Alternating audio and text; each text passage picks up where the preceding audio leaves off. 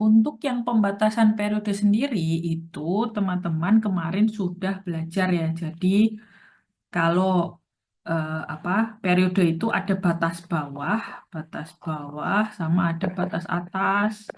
Batas atas kemarin kan CUTA ya.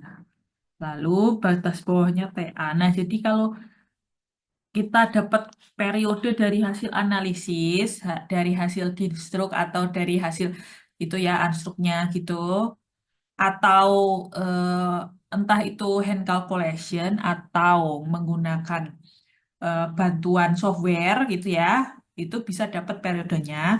Nah, kalau periodenya itu ada di kurang dari TA, berarti yang dipakai yang TA ya. Kalau periodenya antara TA sama CUTA, ya udah berarti periode yang dipakai. Nah, kalau periodenya ternyata lebih besar dari CUTA, harus CUTA yang dipakai ya. Gitu. Jadi pokoknya TA itu batas bawah, CUTA batas atas gitu. Jadi masalah periode ini sudah kita bahas.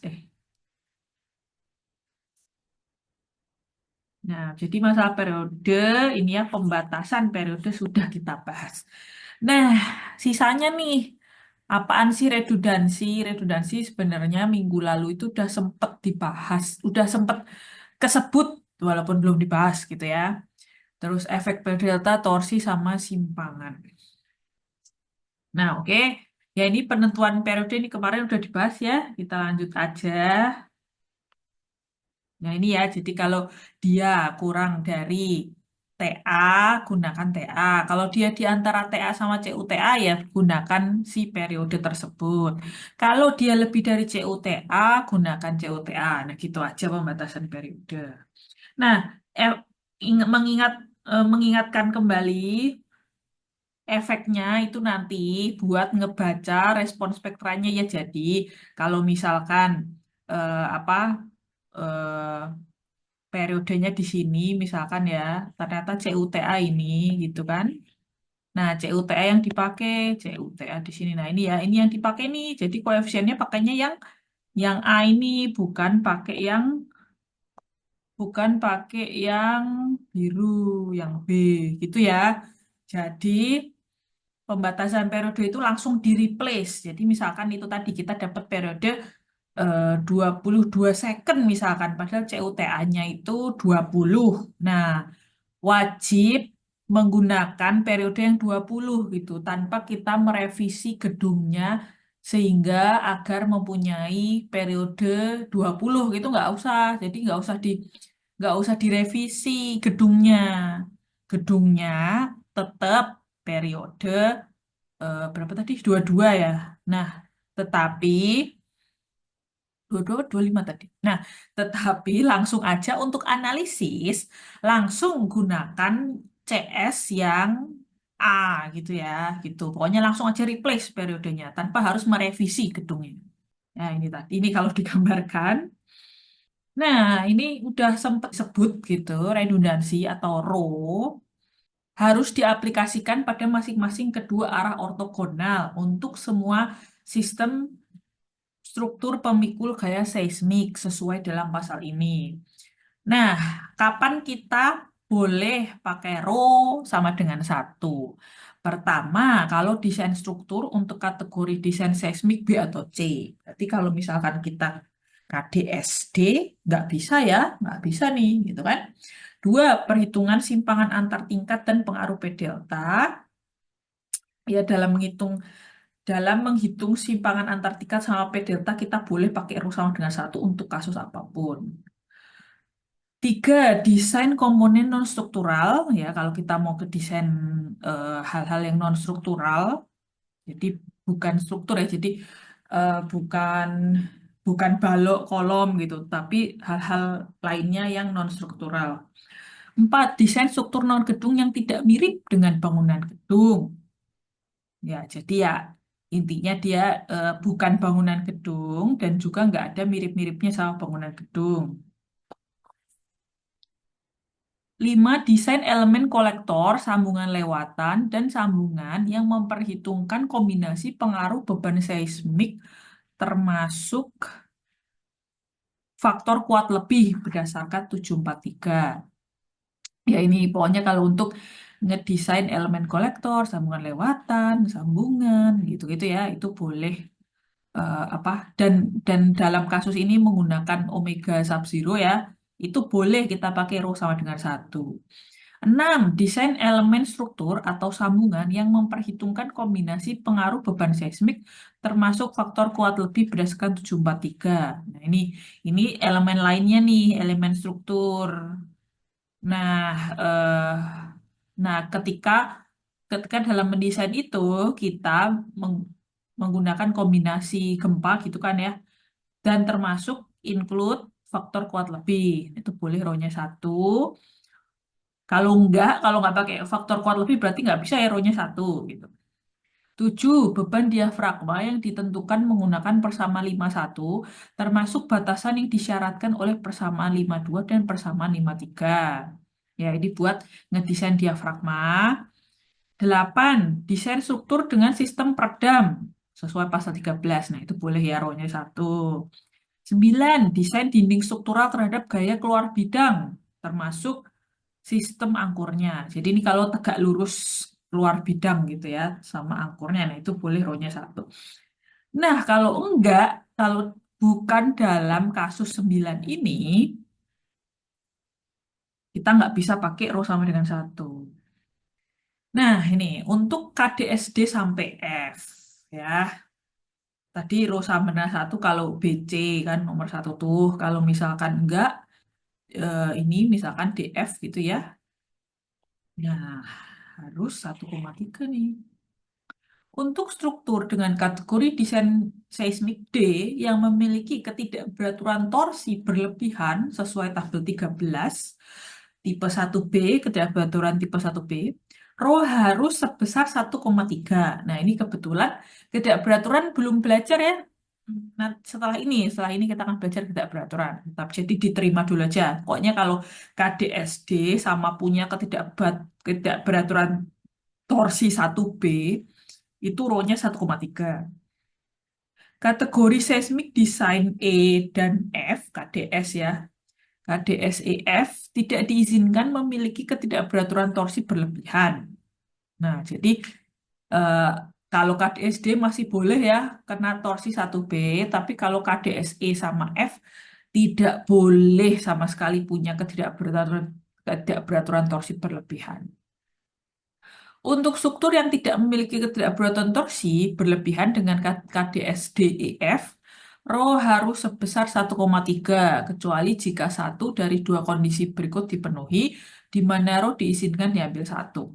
Nah, jadi untuk DEF terus nggak punya ketidakberaturan torsi berlebihan, itu rho-nya harus 1,3 gitu. Kecuali ya ini ya, kecuali hal-hal ini ada, boleh kita ambil satu nih rohnya. A, masing-masing tingkat yang menahan lebih dari 35% geser dasar dalam arah yang ditinjau harus sesuai dengan tabel 15. B, struktur dengan denah keberaturan di semua tingkat dengan sistem pemikul gaya seismik terdiri dari paling sedikit dua bentang perimeter pemikul gaya seismik yang merangka pada masing-masing sisi struktur dalam masing-masing arah ortogonal di setiap tingkat yang menahan lebih dari 35% geser dasar. Jumlah bentang untuk dinding geser harus dihitung sebagai panjang dinding geser dibagi dengan tinggi tingkat atau dua kali panjang dinding geser dibagi dengan tinggi tingkat HSX untuk konstruksi terangka ringan. Nah, jadi ini hal-hal yang boleh kita pakai rho 1 padahal dia KDS DEF. Tidak boleh ada ketidakberaturan torsi. Nah, pokoknya kalau ini nggak terpenuhi ya, pokoknya kalau hal-hal tidak terpenuhi, ya udah pakai aja 1,3 gitu aja ya. Itu aja. Jadi intinya tuh hal-hal tertentu doang, row itu boleh didiskon jadi satu gitu. Selain itu 1,3 kayak likely to be happen itu 1,3 gitu. Nah, habis itu torsi ya. Kan coba kita lihat lagi ya.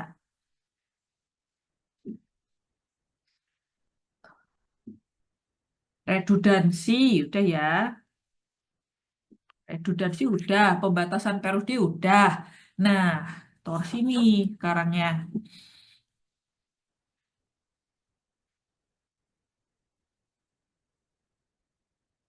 Nah, torsi ini ada beberapa jenisnya. Yang pertama torsi bawaan. Dan nanti ada torsi tak terduga gitu ya. Nah, untuk torsi bawaan, untuk diafragma yang tidak fleksibel, distribusi gaya lateral di masing-masing tingkat harus memperhitungkan pengaruh momen torsi bawaan akibat eksentrisitas antara lokasi pusat massa dan pusat kekakuan. Untuk diafragma fleksibel, distribusi gaya ke elemen vertikal harus memperhitungkan posisi dan distribusi massa yang didukungnya. Nah, jadi torsi bawaan itu adalah torsi yang memang dipunyai si gedung gitu, makanya namanya torsi bawaan. Nah, kenapa bisa ada torsi? Jadi, kalau gedung itu kan punya pusat pusat massa ya, dan juga punya pusat kekakuan. Nah, kalau pusat massa dan pusat kekakuan si gedung itu berhimpit, itu hampir nggak ada torsi. Tapi kalau apa ini misalkan ya denahnya di sini pusat kekakuan karena misalkan sirwalnya agak ke kiri gitu kan. Nah, tapi pusat massanya di tengah misalkan gitu ya. Ya, itu gara-gara ada esensitas itu torsilah dia gitu. Jadi gara-gara pusat massa sama pusat kekakuannya tidak bertemu di satu titik gitu, makanya dia torsi gitu. Nah, itu gara-gara desainnya sendiri. Jadi misalkan memang memang apa ya kebutuhan arsitekturalnya gitu atau apa ya ya ya ya atau ada fungsi-fungsi constraint-constraint lainnya gitu, fungsi ruangan dengan constraint-constraint lainnya misalkan gitu loh. Sehingga kita tidak bisa membuatnya berhimpit. Jadi ya gimana lagi? Gedungnya pasti torsi gitu gara-gara itu. Ya, jadi kalau mau dibuat makanya itu segala halnya simetris gitu-gitu sehingga akhirnya eh, apa titik pusat kekakuan sama pusat massa itu ketemu di titik yang sama. Nah, itu kemungkinan sih nggak akan torsi, nggak akan punya torsi bawaan gedung tuh gitu. Itu ya. Jadi kalau bisa revisi ya revisi aja. Tapi ya kalau misalkan nggak bisa banget ya jadinya ada torsi gitu. Inilah torsi bawaan gara-gara itu. Nah, terus ada torsi tak terduga. Jika diafragma tidak fleksibel, desain harus menyertakan momen torsi bawaan yang dihasilkan dari lokasi massa struktur ditambah momen torsi tak terduga akibat perpindahan pusat massa dari lokasi aktualnya yang diasumsikan pada masing-masing arah dengan jarak sebesar 5% dimensi struktur tegak lurus terhadap arah gaya yang diterapkan. Jika gaya gempa diterapkan secara serentak dalam dua arah ortogonal, perpindahan pusat massa 5% yang disyaratkan tidak perlu diterapkan dalam kedua arah ortogonal pada saat bersamaan, tetapi harus diterapkan dalam arah yang menghasilkan pengaruh yang lebih besar. Ya, jadi torsi tak terduga ini, jadi misalkan eh, apa denahnya udah sangat-sangat simetris, segalanya sudah sangat simetris, jadi apa eh, s- sangat-sangat harusnya tidak torsi gitu ya. Tetapi dalam analisis kita itu harus mengasumsikan seolah-olah ada torsi gitu. Jadi kita udah siap-siap gitu. Jadi sekali lagi walaupun gedungnya itu simetris banget, udah sempurna lah. Tetapi dalam kita mendesain wajib menyertakan kalau gedungnya itu torsi 5% gitu. Jadi ceritanya itu apa eh, misalkan gini ya, ini pusatnya gitu. Kita kita kasih eksentrisitas 5% gitu. Nah, s- jadi kita tuh desainnya udah nyiapin untuk kalau ada torsi 5% eksentrisitas gitu. 5% ini dari dimensinya ya. Jadi kalau segini itu ya segini ya misalkan berapa ya 10 meter gitu ya. Ya itu 5% dari 10 meter gitu maksudnya. Terus ini ya, tidak perlu diterapkan dalam kedua arah ortogonal. Tetapi harus di arah yang menghasilkan pengaruh yang lebih besar gitu. Jadi kan kita kan punya arah X sama arah Y. Nah, itu kalau misalkan arah X sudah ada torsi, arah Y, maksudnya torsi 5% ya, bukan torsi bawaan tadi. Nah, jadi kalau udah di arah X udah dimasukin torsi, arah Y-nya nggak perlu 5% gitu. Nah, nanti gantian arah Y-nya 5%, arah X-nya nggak perlu dikasih torsi lagi 5%, torsi tak terduga 5% gitu. Nah, terus karena sekali lagi gedung kita 3 dimensi ya, jadi harus ada arah X sama arah Y. Termasuk periode ya, kemarin udah dibahas. Jadi misalkan arah X periodenya TX, arah Y periodenya TY. Nah, nanti Beshir arah X sama Beshir arah Y juga beda. Ini mah lihat aja di respon spektranya kan, periode sekian itu CS-nya berapa dikali W gitu. Jadi bisa aja. Nah, ini bisa aja periode periode X di sini kenanya misalkan ya di C. Periode periode Y kenanya di sini yang hijau nih D misalkan gitu. Jadi koefisiennya beda ya. Jadi basirnya bisa aja beda arah X sama arah Y, tapi keduanya harus dilakukan analisis. Nah, esensitasnya kayak gini nih. Kalau arah X sudah dikasih 5%, arah Y nggak perlu. Kalau arah Y udah dikasih 5%, arah X nggak perlu gitu. Pokoknya kita nanti cari yang paling govern gitu.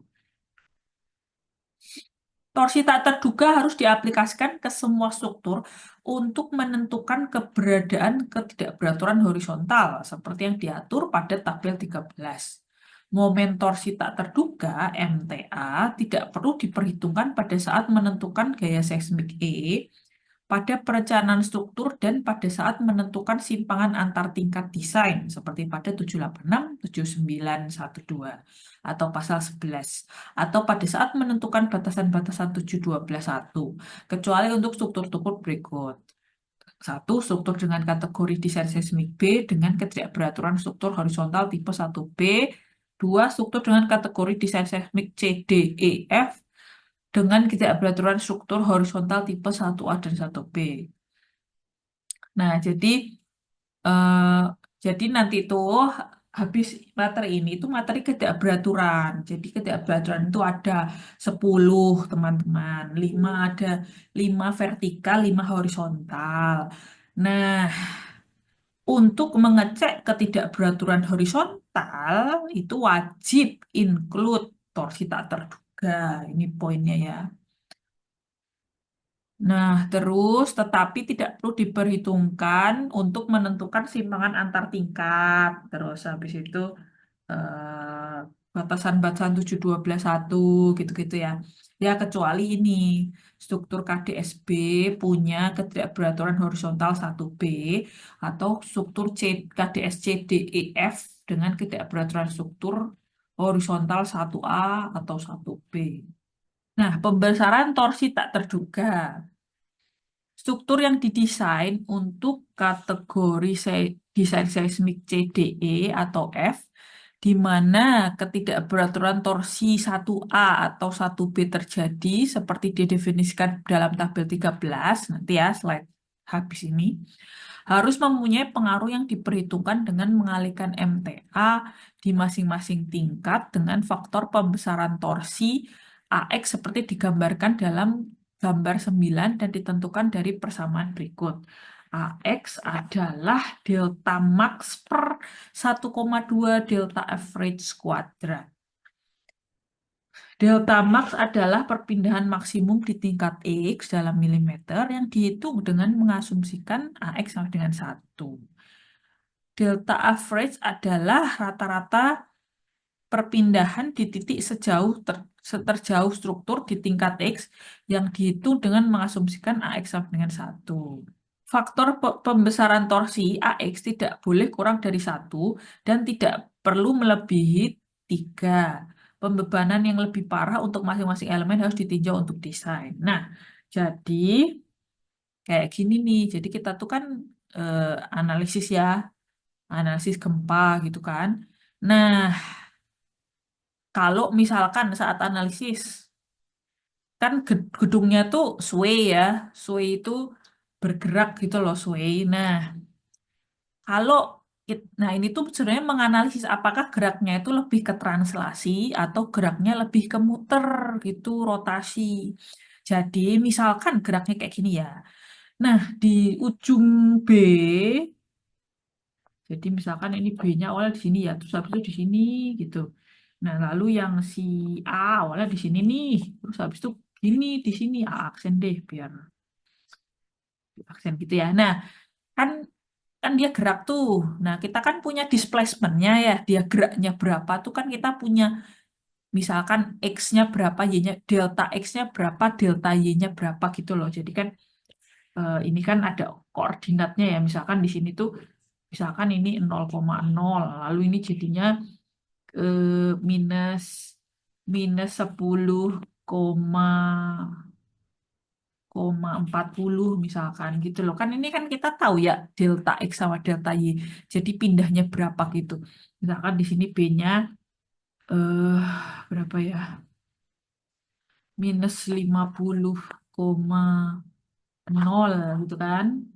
Lalu di sini jadi minus 60 koma koma berapa 10 misalkan. Nah, ini kan kita bisa tahu ya geraknya tuh berapa gitu kan? Tinggal gitu kan. Nah, ya udah selisihnya itu ini kan bisa kita hitung ya.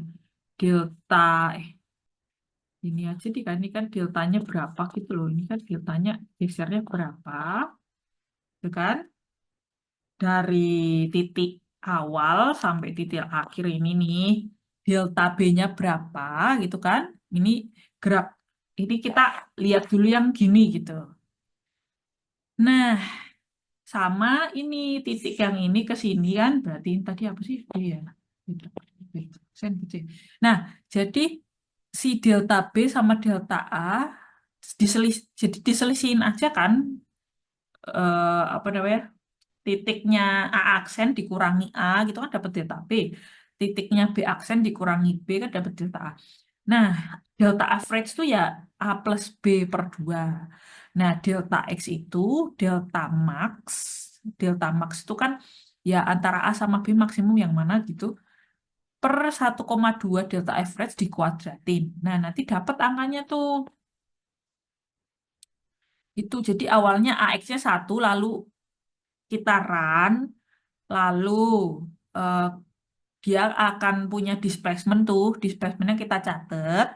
Dapat delta A sama delta B, hitung delta average, terus hitung AX. Nah, kalau misalkan AX-nya kurang dari 1, wajib teman-teman menggunakan AX sama dengan 1 buat nanti mengunci gaya dalamnya.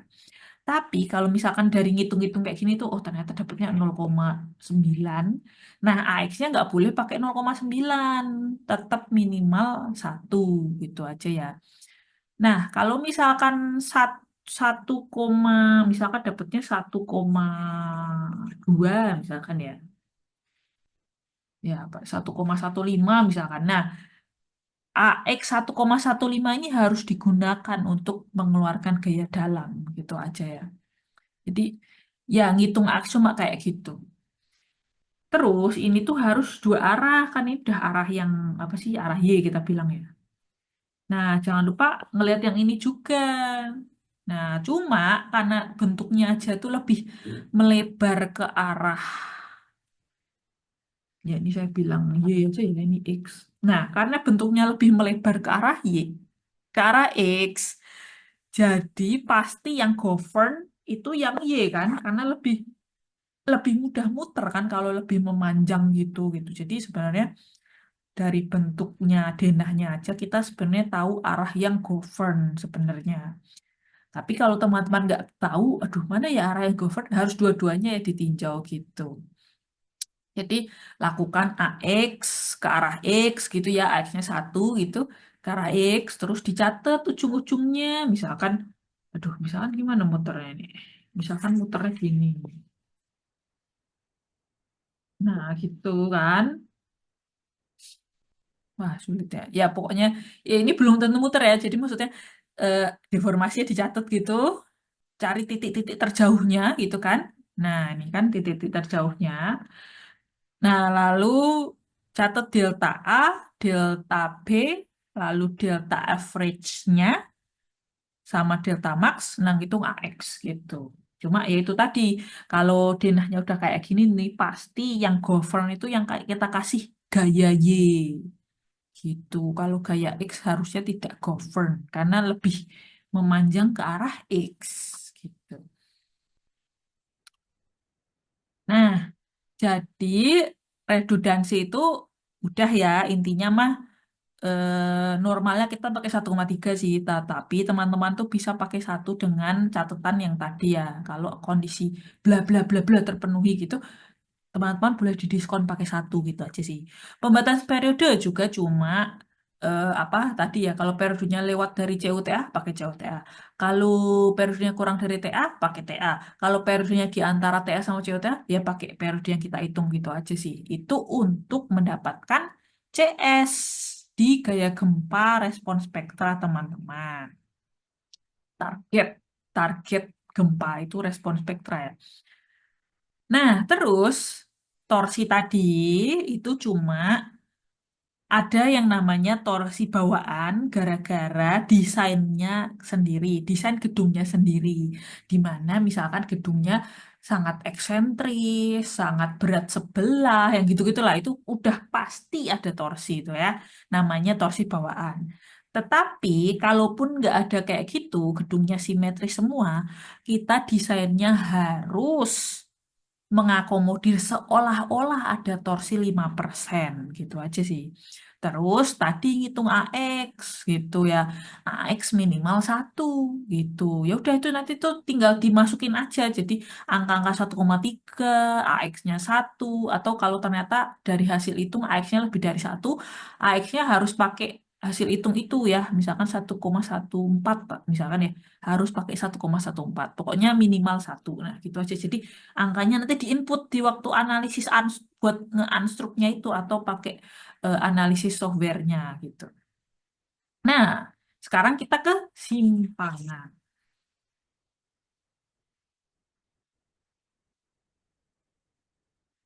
Penentuan simpangan antar tingkat. Penentuan simpangan antar tingkat desain delta kayak gini ini delta harus dihitung sebagai perbedaan simpangan pada pusat massa di atas dan di bawah tingkat yang ditinjau. Jadi harus di pusat massa. Apabila pusat massa tidak segaris dalam arah vertikal, diizinkan untuk menghitung simpangan di dasar tingkat berdasarkan proyeksi vertikal dari pusat massa tingkat di atasnya. Jika desain tegangan izin digunakan, delta harus dihitung menggunakan gaya seismik desain yang ditetapkan dalam 7.8 tanpa reduksi untuk desain tegangan izin.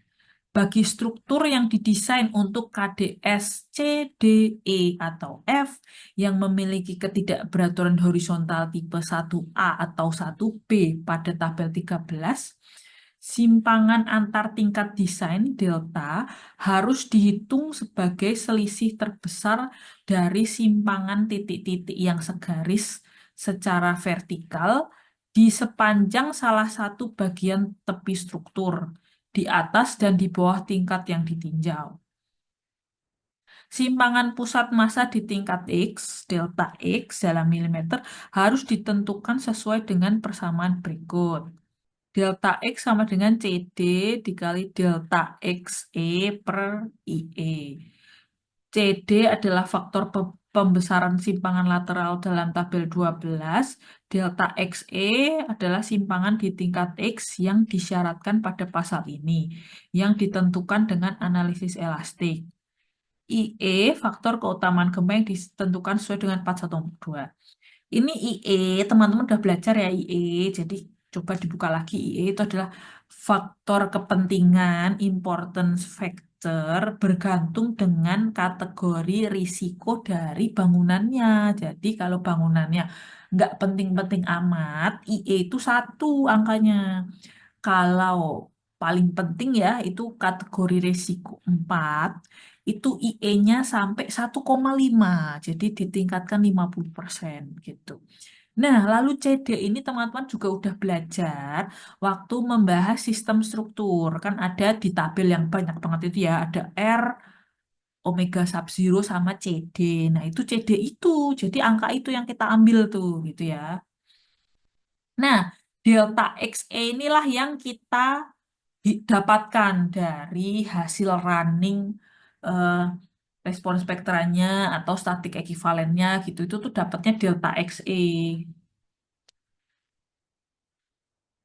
Nah, ini jangan lupa dikali CD dibagi IE, dia jadi delta X gitu.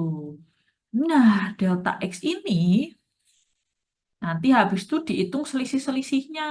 Jadi nah, ini jadi delta delta E, delta E1, delta E2, delta E3. Nah, ini tuh dapatnya dari hasil analisis strukturnya ya. Analisis strukturnya jadi respon spektranya, statik ekivalennya gitu. Habis itu di run, dilakukan analisis struktur atau statikanya gitu ya. Nah, kan dia berdeformasi tuh. Nah, deformasinya itu tuh delta E. Kan tadi kan bilang delta EX ya. Jadi delta lantai satu, lantai dua gitu aja terus. Nah, itu tuh dapat dari hasil analisis struktur. Nah, angka ini gitu eh, harus dikali CD dibagi IE. Nah, dia jadinya delta tanpa E gitu ya. Jadi delta 3, delta 2, delta 1 gitu ya. Nah, lalu masing-masing lantai itu diselisihin. Nah, itu jadi delta yang segitiga ini nih diselisihin. Nah, jadi delta delta di lantai 3 itu adalah perpindahan di lantai tiganya itu dikurangi sama perpindahan di lantai duanya. Jadi kayak perpindahan neto gitu loh. Nah, nanti dapet ya angkanya. Angka delta segitiga 3 ini, delta segitiga 2 sama delta segitiga 1. Kebetulan karena eh, di lantai satu itu kan bawahnya nol ya, makanya ini nggak diminusin ya, nih lihat nih nggak diminusin. Tapi kalau yang di lantai dua harus diminusin lantai di bawahnya, lantai tiga harus diminusin lantai di bawahnya gitu terus ya. Pokoknya neto aja. Kebetulan lantai satu di bawahnya diem, jadi yang nggak perlu dikurangi kan nol kan gitu. Kan pondasi diem aja di situ ya. Nah, si angkanya itu baik delta satu, delta 2, delta 3 yang segitiga ya itu harus kurang dari delta A, delta segitiga A di tabel 20 nih. Jadi angkanya tuh harus kurang dari batasan ceritanya. Yang kejadian tuh harus kurang dari batasan. Nah, jadi ini tuh untuk memberi kenyamanan pengguna gitu ya. Jadi bayangin aja kalau kita tuh desain gedung saking tingginya fleksibel banget sampai kalian kalau di lantai paling atas pusing, saking saking sway-nya tuh berlebihan. Nah, itu apa kan walaupun kuat kan, kita misalkan tahu kita sebagai teknis sipil kuat kok kuat ini, tapi orang-orang tidak nyaman gitu loh. Jadi ini tuh ada untuk memberi kenyamanan gitu ya. Jadi kita tuh targetnya ya kekuatan, kenyamanan gitu kan. Gitu. Jadi dua hal yang berbeda sebenarnya. Jadi bisa aja sebenarnya kuat-kuat aja tapi nggak nyaman. Gitu. Jadi dua hal yang berbeda. Tapi kita harus dua-duanya itu achieve. Gitu. Nah, inilah cara biar nyaman gitu ya. Biar orang di lantai paling atas tuh nggak pusing. Nah, inilah batasnya. Jadi si tabel 20 ini namanya delta A kecil ya. Itu adalah batas eh, dari delta yang kita hitung. Jadi kalau misalkan delta yang kita hitung tuh lebih dari delta A si batas ini tuh, berarti teman-teman harus merevisi gedungnya. Gimana caranya simpangan antar tingkatnya itu dikurangi gitu. Nah, berarti kan biar nggak terlalu sway, biar nggak terlalu apa sih sway itu? goyang ya, yang biar nggak terlalu goyang gitu. Apa? Jadi kan harus diperkaku ya gitu. Jadi gedein kolom gitu-gitu. Pokoknya hingga si delta segitiganya itu kurang dari delta A gitu aja sih sebenarnya. Jadi harus revisi gimana lagi deh gitu. Jadi itu yang disyaratkan.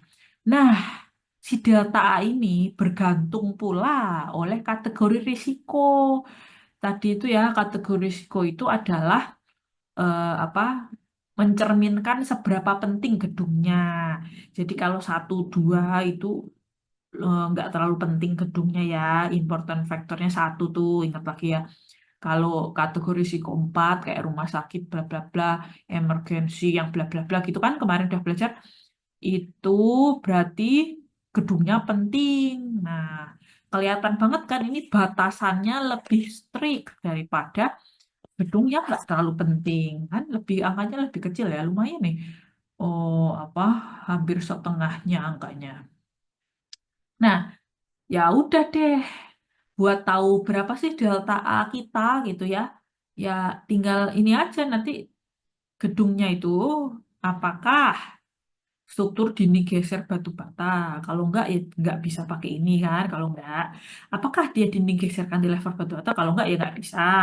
Apakah dia 4 tingkat? Kalau misalkan apa 20 tingkat ya ini enggak bisa juga. Jadi mau enggak mau masuk sini gitu ya. Nah, habis itu apakah gedungnya penting atau nggak penting. Jadi kalau misalkan cuma office-office yang nggak terlalu penting gitu ya, ya udah nih, ini dua 2% ya, 2% dari ketinggian. Jadi HSX itu tinggi tingkat di bawah tingkat X gitu ya. Nah, jadi 2%-nya. Kalau misalkan gedungnya penting, misalkan rumah sakit, ya setengahnya nih, cuma 1% bolehnya gitu ya.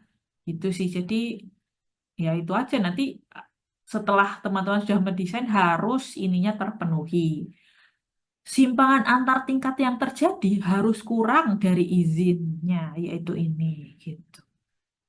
Nah, ini ada tambahan ya. Nilai periode untuk menghitung simpangan antar tingkat.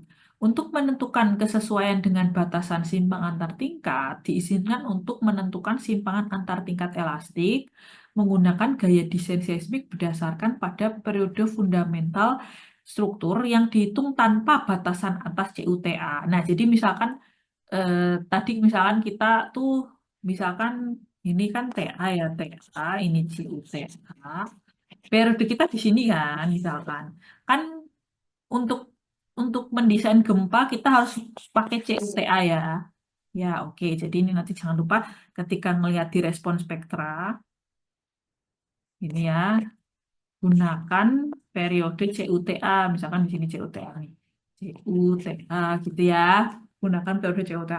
Tapi ketika ngitung delta XE, nggak perlu pakai periode CUTA, pakai aja periode yang apa adanya gitu aja. Jadi sekali lagi memang kekuatan sama kenyamanan tuh dua hal yang berbeda. Jadi kadang-kadang kita tuh nggak perlu apa menggunakan angka-angka se ekstrim untuk kekuatan gitu dalam menghitung kenyamanan gitu.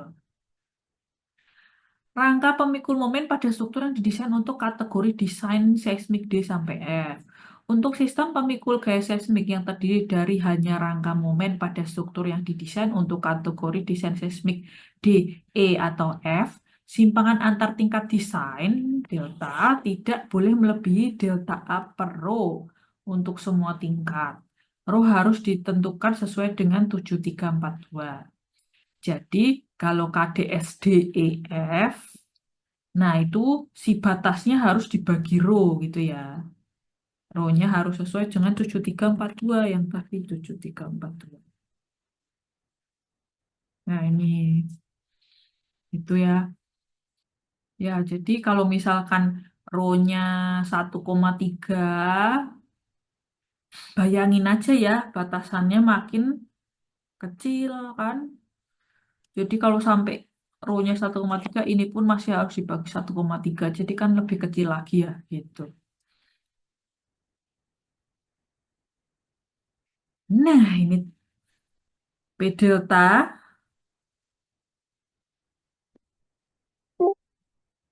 ini udah ya. Redundansi sudah, pembatasan periode sudah, simpangan sudah. Nah, P delta ini juga harus dicek.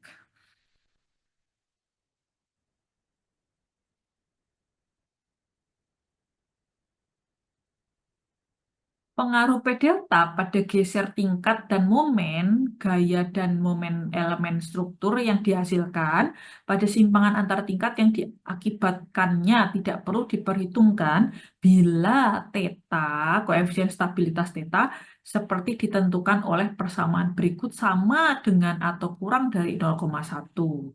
Cara ngitung tetanya adalah Px dikali delta kali IE per Vx kali HSX kali CD. Px adalah beban desain vertikal total pada dan di atas tingkat X dalam kilonewton. Bila menghitung Px, faktor beban individu tidak perlu melebihi 1. Delta, simpangan antar tingkat desain seperti didefinisikan dalam 786 yang tadi ya, terjadi secara serentak dengan Vx. IE, faktor keutamaan gempa yang ditentukan sesuai dengan 4.1.2. Importance factor nih. Vx, gaya geser seismik yang bekerja di antara tingkat X dan X-1 dalam kilonewton. Vx jadi per lantai ya, Vx lantai 1, lantai 2 gitu.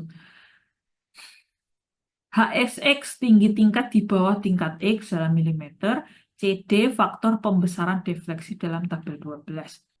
Nah, jadi idenya adalah eh P delta itu tuh eh, seperti teman-teman melakukan second order ketika mata kuliah baja atau mata kuliah beton. Jadi eh, P delta ini kalau dia ternyata sensitif gitu ya, harus diaktifkan gitu efek P delta ini.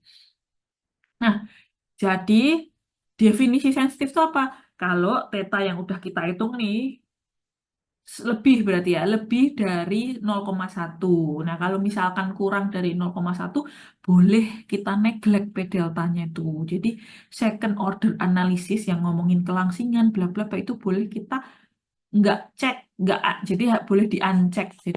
Jadi sebenarnya di analisis struktur tuh P delta, P delta itu harus dicek kalau ininya itu lebih dari 0,1 gitu. Tapi kalau ternyata cuma 0,0 berapa gitu, pokoknya kecil, itu boleh ini di uncheck.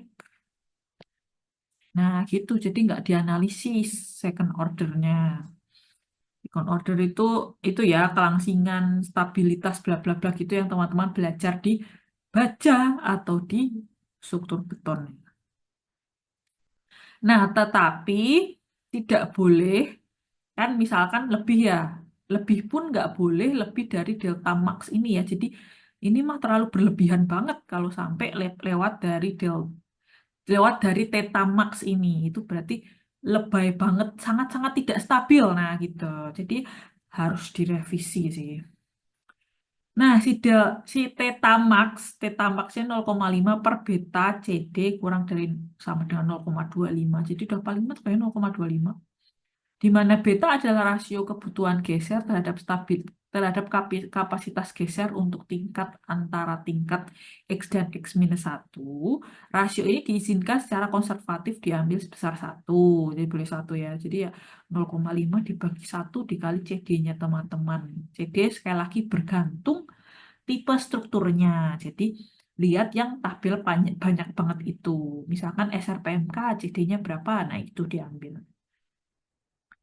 Jika koefisien stabilitas theta lebih besar dari 0,1 tetapi kurang atau sama dengan theta max, faktor peningkatan terkait dengan pengaruh P delta pada perpindahan dan gaya komponen struktur harus ditentukan dengan analisis rasional. Sebagai alternatif, diizinkan untuk mengalihkan perpindahan dan gaya komponen struktur dengan 1/1 minus theta. Jika theta lebih besar dari theta max, Jika theta lebih besar dari theta max, struktur berpotensi tidak stabil dan harus didesain ulang. Jadi saking nggak stabilnya ya, teman-teman coba belajar lagi di baja sama beton tuh. Kalau terlalu nggak stabil, kan harus direvisi. Barangkali kolomnya terlalu langsing gitu-gitu kan. Jadi ya harus diubah desainnya gitu ya. Jika pengaruh P delta disertakan dalam analisis otomatis, persamaan 46 tetap harus dipenuhi.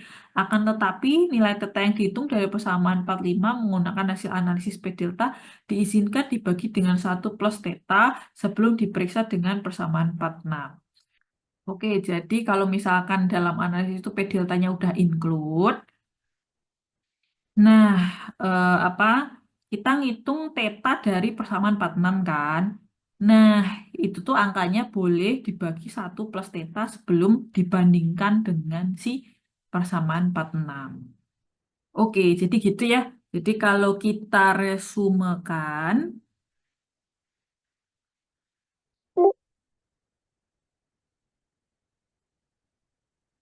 ya kalau kita resumekan ya. Nah, ini ya jadi eh, ada hal-hal yang torsi itu, torsi berlebihan tuh nggak boleh. Itu kalau KDSE sama F. Nah, nanti kita akan pelajari lebih lanjut ya. Jadi, ketika ini terjadi, mau nggak mau harus revisi. Itu catatan pertama ya. Jadi, eh, torsi ini bisa merubah, bisa bisa merubah struktur desain kita, desain struktur kita. Jadi, kita harus ngerubah entah dimensi kolomnya kayak nambahin shear wall kayak apapun itu gitu. Pokoknya kalau KDS apa tadi? EF ya, kalau KDS EF, KDS EF 1B kerja berat atau 1B itu nggak boleh harus direvisi. Nah, tetapi kalau enggak ya, kalau enggak ini ya oke, nggak apa-apa ya, lanjut tanpa revisi kan, lanjut. Cuma jangan lupa ada torsi apa bawaan ya, itu gara-gara bentuk bangunannya sendiri gitu jadi bawaan sama ada juga torsi tak terduga. Tuh, apa ya, tak terduga gitu aja lah ya. Nah, torsi tak terduga ini adalah kita mempersiapkan kalau ada torsi 5% gitu aja. Jadi eh, udah mempersiapkan adanya kalau ada kemungkinan torsi 5% gitu.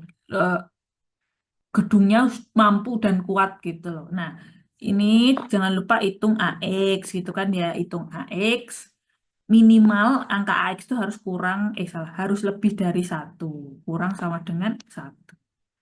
Ya, lebih besar sama dengan 1 gitu ya. Nah, itu tadi cara ngitung AX-nya, ngitung delta A, delta B, delta average, terus pakai rumus gitu. Jadi kalau misalkan dapetnya 1,12, nah 1,12 itu harus dimasukin ke analisis gitu. Gitu ya.